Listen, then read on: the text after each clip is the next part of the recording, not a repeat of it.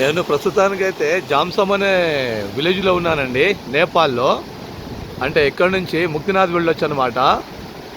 ఇక్కడ నేను హిమాలయాలు అయితే నాకు కనబడ్డాయి. చూశారా, హిమాలయాలు మొత్తం మేఘాలతో ఎలా కమ్మేసింది. హిమాలయాలకు ఆకాశాన్ని అంటుకుంటున్నాయండి. ఇక్కడ లొకేషన్ అయితే అదిరిపోయింది. వ్యూ అయితే చాలా చాలా చాలా బ్యూటిఫుల్గా ఉంది, చాలా అందంగా ఉంది. ఈ హిమాలయాలు, ఈ పర్వతాలు వెనకాల ఉన్నాయండి హిమాలయాలు అయితే.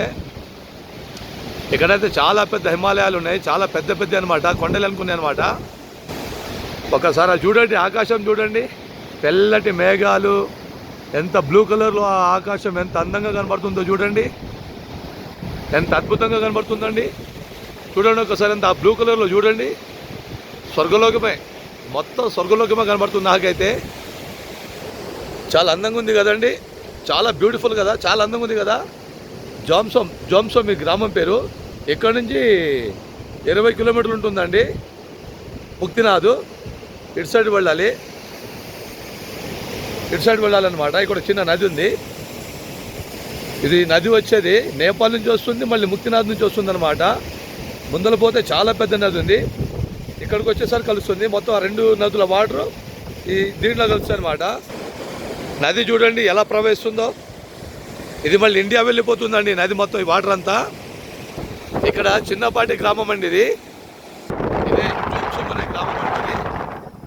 ఇటు సైడ్ వెళ్తేనేమో ముక్తినాథ్, ఇటు సైడ్ వెళ్తేనేమో మళ్ళీ పోఖ్రా వెళ్ళిపోతాం. పోఖ్రా కాఠ్మండు అనమాట.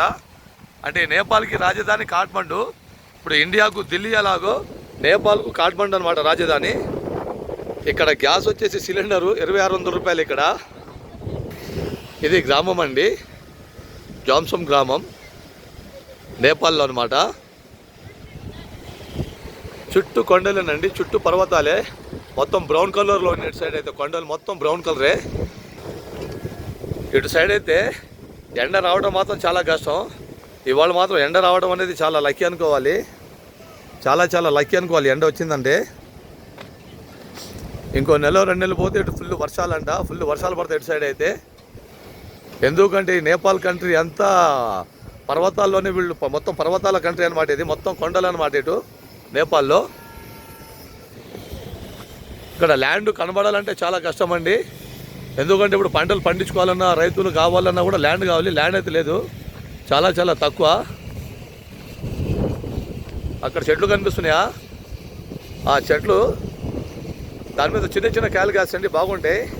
కుర్బానీ కాయలు అంటారంట వాళ్ళు, కుర్బానీ అంటారంట కాయల పేరు.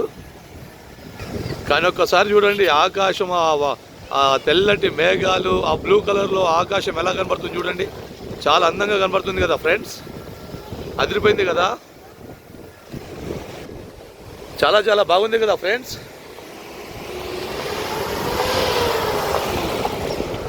బండ్లు వెళ్తున్నాయి, దుమ్ము లేస్తుందన్నమాట. చాలా దుమ్ము. నా వెనక కనబడితే హిమాలయాలు అనమాట, తెల్లటి మేఘాలు ఉన్నాయా, అక్కడ హిమాలయాలు అనమాట ఫ్రెండ్స్. ఓకేనా ఫ్రెండ్స్, లైక్ చేయండి, షేర్ చేయండి, సబ్స్క్రైబ్ చేసుకోండి ఫ్రెండ్స్. నెక్స్ట్ వీడియోలోకి వెళ్దాం friends. Okay, bye, thank you.